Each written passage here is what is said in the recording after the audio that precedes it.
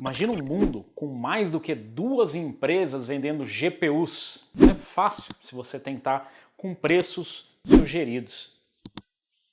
E é devagando assim que a gente acaba esquecendo que é terça-feira e está começando mais um Loki News trazendo para você informações e novidades do mundo da tecnologia e do hardware. E por devagar em GPUs, começaram a aparecer as primeiras informações a respeito das GPUs da Intel para os gamers. Não confundir com gráficos integrados.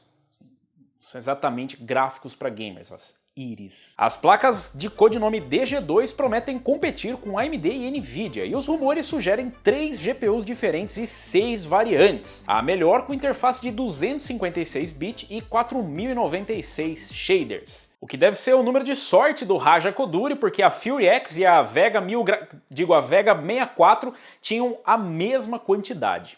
A segunda melhor placa de vídeo deve ter 192-bit e 3072 shaders. Depois tem 2 intermediárias de 128-bit, uma com 2048 shaders e outra com 1536 shaders. Por fim, tem as mais básicas com um barramento de 64-bit em versões de 1024 e 768 shaders. Todas devem usar GDDR6, o que significa que HBM só em modelos para servidores, que certamente deve ter deixado bem chateado o Raja. Não consegue viver sem as HBM.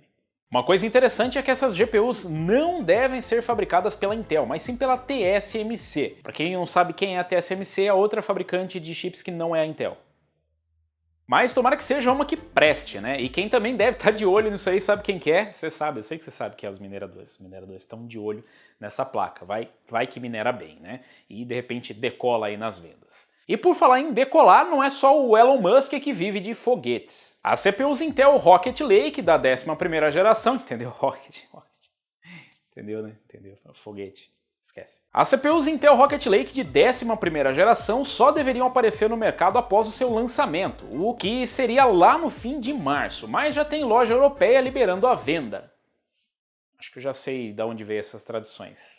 De algum primo das Américas. É o caso da Mind Factory, aquela que até libera os gráficos com dados de vendas de hardware, e agora ela colocou o i7 11700K por 469 euros. Se esse for o preço oficial, a coisa pode complicar para a Intel, pois está mais caro do que o Ryzen 7 5800X, que convenhamos já está caro. Ainda falando nessas CPUs, alguns usuários do fórum Hardware Lux compararam o processador junto com placas Z590 e rodaram alguns benchmarks, e com isso acabaram confirmando a compatibilidade com recursos como o PCI Express 4.0. No caso dos benchmarks, o i7 11700K no CPU Z em estoque apresentou pontuação de 6.377 em multithread e 669 em single core. Já no Cinebench R20 ele marca 5.749 e 600 pontos, enquanto que no Cinebench R23 os resultados ficam em 14.884 e 1.552 em multithread e single thread, respectivamente. Lembrando que você sempre pode comparar com o seu próprio processador e colocar aqui nos comentários os resultados para a gente ter uma base de desempenho do i7. Por fim, no 3D Mark Time Spy, a pontuação do CPU foi de 12.580, e no caso esse rendimento está bem próximo daquele apresentado pelo 5800X. Infelizmente, ninguém ainda disponibilizou resultados em jogos, porém dá para ter uma noção do que esperar da próxima geração da Intel. E claro que é bem empolgante a gente ver um desempenho da Intel aí chegando perto do Ryzen 7 5800X e quem sabe passando em alguns casos,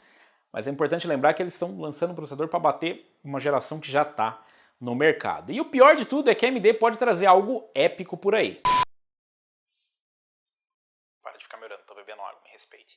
As CPUs EPYC com arquitetura Zen 3 ainda nem sequer saíram do forno e os caras já estão soltando detalhes bem específicos das CPUs EPYC com Zen 4. Esse pessoal dos leaks está voando, hein? Olha só. Essa futura geração será fabricada em 5 nanômetros e deve chegar em 2022, mas o que impressiona mesmo são os números. Os processadores EPYC de codinome Genoa terão até 96 núcleos e 192 threads.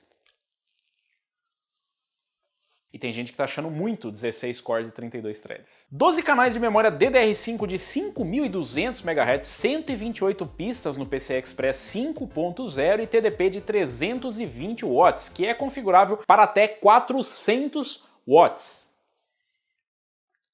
400 watts só para o CPU. Vai ser quente, vai ser um lançamento quente. Esses chips vão usar o novo socket SP5 com módicos 6.096 pinos para acomodar isso tudo. Ou seja, se você entortar o pino da placa-mãe, vai ser uma tarefa um pouco complicada ou, se não, um prejuízo bem grande. Algo que se faz necessário para garantir o suporte para o PCI Express 5.0 e o DDR5.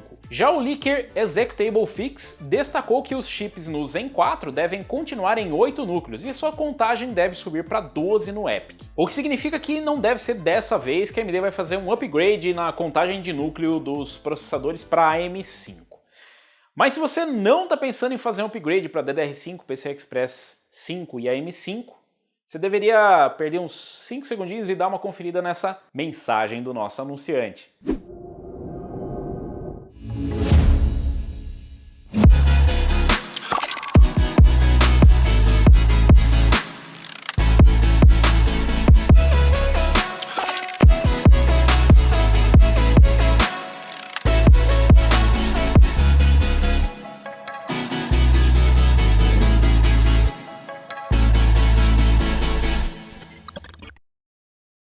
E depois dessa rápida mensagem do nosso anunciante, 5 segundos, certeza, contou no relógio. É hora das notícias rapidinhas. Caso você tenha passado a última semana numa caverna, a Nvidia finalmente lançou a RTX 3060, que é uma Ampere Mid-Range, que inclusive a gente já testou aqui no canal, tem o review completo, dá uma conferida lá. O preço sugerido pela Nvidia é de $329. Já o preço de venda final está acima dos $500, o que se traduziu para algo perto de R$4.800 aqui no Brasil. Mas como os deuses dos preços altos das GPUs não ventam por um lado só, o preço já subiu mais um pouco e agora você já pode encontrar para cima de R$5.000, próximo dos R$6.000. Mas deixando de lado essa loucura dos preços, o modelo da RTX 3060 em específico chamou atenção, não pelos atributos da placa, o que até poderia ser, já que é uma mini TX compacta e aparentemente a primeira delas. Mas na verdade o que chama atenção é o nome do produto. Se preparem, possível memorizar isso. PNY GeForce RTX 3060 12GB XRL8 Gaming Revel Epic X RGB Single Fan Edition, que deixa bem claro que é uma RTX 3060 de 12GB da PNY com uma fan e RGB e overclock, provavelmente. Cabe tudo isso na caixa? Ainda falando de GPU, agora surgiram as primeiras fotos de dois modelos da ASUS das novas Radeon RX 6700 XT, sendo o primeiro deles a RX 6700 XT Dual, que, como o nome sugere, trata-se de uma placa com cooler Dual Fan, o que não necessariamente faz dela uma placa compacta. Afinal de contas, segundo o Videocards, ela tem 29,7 centímetros de comprimento, ocupando 2,7 slots, o que talvez seja um problema para quem tem gabinetes menores. Vem sem overclock de fábrica e tem dois conectores de energia, um de 6 e outro de 8 pinos. A outra placa é a RX 6700 XT Tough Gaming, que é ainda mais robusta, com 3 fãs e comprimento de 32,2 centímetros, o que faz dela um problema ainda maior para o gabinete do nosso pobre amigo afegão, e diferente da primeira, ela vem com overclock de fábrica e usa dois conectores de força de 8 pinos. E uma ótima notícia para você que está querendo comprar um processador de 11ª geração da Intel, já que agora a MSI vai liberar nas placas-mãe Z490 PCI Express 4.0 para as placas de vídeos e SSDs. Mas você vai ter que atualizar a BIOS. E com o lançamento das Big Navi, a AMD trouxe suporte ao SAM, que nada mais é do que a implementação de um recurso do padrão PCI Express chamado Resizable Bar, e que acabou ganhando certa fama por conta dos ganhos de desempenho obtido com as novas Radeon em plataformas com suporte à tecnologia. E agora com o lançamento da RTX 3060, a Nvidia também implementou o recurso em suas placas, só que para ativá-lo será necessário fazer atualização de BIOS tanto da placa-mãe quanto da placa de vídeo. É necessário ainda ter um CPU suportado, no caso um Ryzen 5000 ou Intel de 10ª ou 11ª geração. A placa-mãe precisa ser uma X570, B550 ou Z490 ou 590. E o driver de vídeo precisa estar atualizado. Realmente não tá fácil virar cliente desses bar, apesar de ser de graça. Exceto para a própria Nvidia, que fechou o ano fiscal com receita recorde de mais de 16 bilhões de dólares, um aumento de mais de 50% em relação a 2019. Tirando a divisão automotiva, as demais tiveram um bom crescimento e é esperado resultados ainda melhores para 2021, por conta da aquisição da Mellanox e da ARM, que, segundo o Homem de Jaqueta, vai fazer a Nvidia dominar em ARM, indo desde Raspberry Pi até monstruosas CPUs de servidor capazes de competir com Xeon e Epic. E a galera do Chinese Democracy já deve estar pensando, quanto tempo será que demora para chegar esses CPUs ousadinho na China?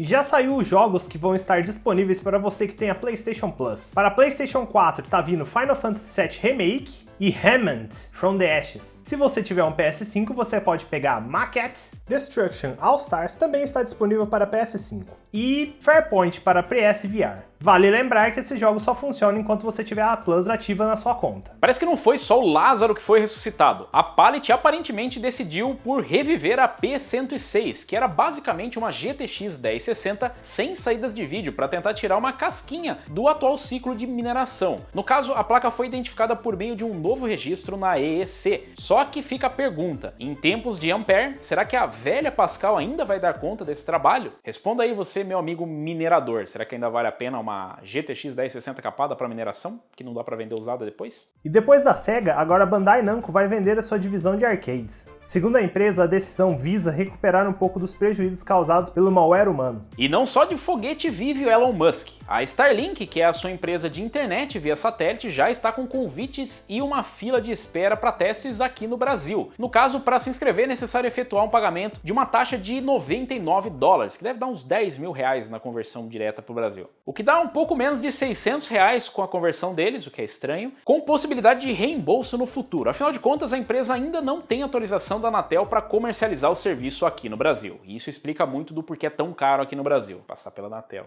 E a Intel deu um fim ao seu programa que dava garantia para pessoas que faziam overclock em seus processadores. E se você é um dos fãs da franquia Velozes e Furiosos para os games de corrida, também conhecido como Need for Speed, nós temos más notícias. A EA havia passado a bola do Need for Speed para Criterion,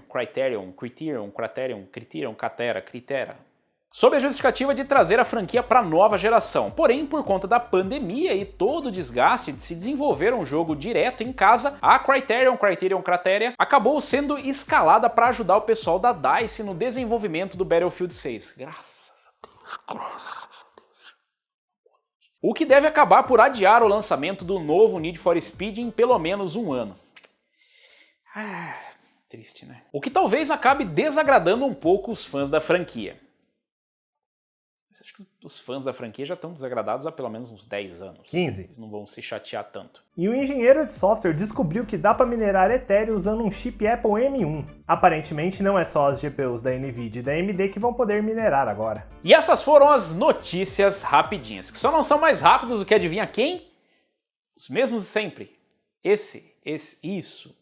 Mineradores. Como se já não bastasse os preços altos das placas de vídeo, fontes da indústria consultadas pelo Guru 3D confirmaram alta de preço de componentes como MOSFETs e Power Stages para os próximos meses, com a justificativa de capacidade limitada e demanda extra por placas de vídeo e componentes eletrônicos para o uso na indústria automotiva. O impacto disso não deve se limitar apenas a placas de vídeo, afinal de contas esses componentes são utilizados basicamente nos circuitos de alimentação que você provavelmente deve conhecer como VRM, ou seja, isso deve refletir também no preço das placas-mãe. Depois não digam que eu não avisei. No caso, esses MOSFETs, que geralmente são usados em peças de computador, são vendidos em quantidades e com preços que variam a centavos de dólares até pouco menos dos $4 a unidade. Só que dependendo do componente, cada placa pode usar várias peças, ou seja, estejam preparados para mais aumentos nos próximos meses. Então, além da mineração e o problema das placas de vídeo, como eu já havia informado, a gente vai ter aumento em outros componentes também.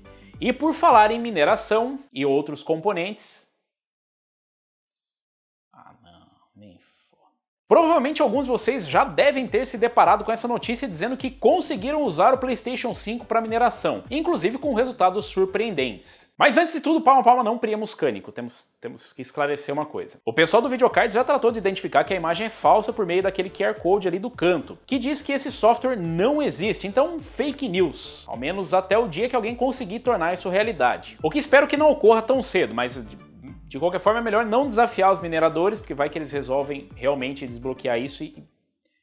se bem que pensando bem, não seria um grande problema, já que não tem jogo para jogar no PlayStation 5 e Xbox Series X, e pelo menos você não vai encontrar problema de drift no seu DualSense. Mas se você não está pensando em comprar um console, talvez você devesse conferir essa dica de promoção da semana. E a dica de promoção da semana é o teclado óptico Brahma K586 RGB ABNT2, que está custando R$ 619,99. Porém, usando o cupom LOCKNEWS, ele cai para R$ 450. Porém, se você quiser outros produtos para combar com ele, pega o cupom LOCK20OFF e aplique em outros produtos no site. E caso você esteja interessado, o link está aqui na descrição desse vídeo, entre os comentários, o botão de se inscrever e o de like. Corre lá para não perder a compra. E por falar em compra, a HP desembolsou 425 milhões de dólares para comprar a HyperX, a divisão gamer da Kingston. Sim, a HyperX, que é especialmente conhecida pelos periféricos como headsets, teclados, mouse, mousepad, microfones, acessórios, além de itens de hardware como memórias, SSD e etc. Neste caso, o que foi adquirido pela HP foi apenas a parte da empresa referente aos periféricos, onde as memórias e SSDs devem continuar sendo vendidos pela Kingston, talvez com uma marca nova ou mesmo mantendo o nome HyperX, algo que ainda não foi esclarecido pelas partes envolvidas e, no caso, a transação deve ser finalizada no segundo trimestre de 2021. Será que essa aquisição vai ser positiva para nós consumidores? Será que os produtos vão manter a qualidade? Será que vai mudar alguma coisa com a HP por trás? Vocês acham que foi boa ou ruim a compra? Deixa aí nos comentários. Mas se você está fraco de milhões de dólares na sua conta bancária, talvez você devesse conferir a dica de games gratuitos da semana. Nessa semana, na loja da Epic, você pode pegar inteiramente de graça, sem pagar nada, de graça, gratuitamente, sem pagar nenhum centavo, o Wargame Red Dragon, que parece ser um RTS com temática de guerra entre o Ocidente e o bloco comunista. Mas não se esqueçam que tudo que é bom dura pouco e que essa promoção vai do dia 4 de março até o dia 11. E corre que ainda dá tempo de pegar nessa semana até o dia 4, Sandecia. Cara, tá dando um efeito meio psicodélico aqui, não tá não? Pelo menos no preview pra mim parece. Então corre lá e aproveita para pegar os games gratuitos, que só não são mais de graça do que os Lock News, que voltam toda terça-feira e que você pode deixar de graça também o like, o comentário e se inscrever completamente de graça no canal. Já que tá perdendo a graça montar PC, tá perdendo a graça preço alto. Mas vai melhorar, Edmond. O pessoal falou que é só não comprar mais, que vai baixar o preço. Vai muito. Vai, né? Vai. Ah, vai. É, vai sim, vai sim. Vai sim. Talvez baixe na terça-feira!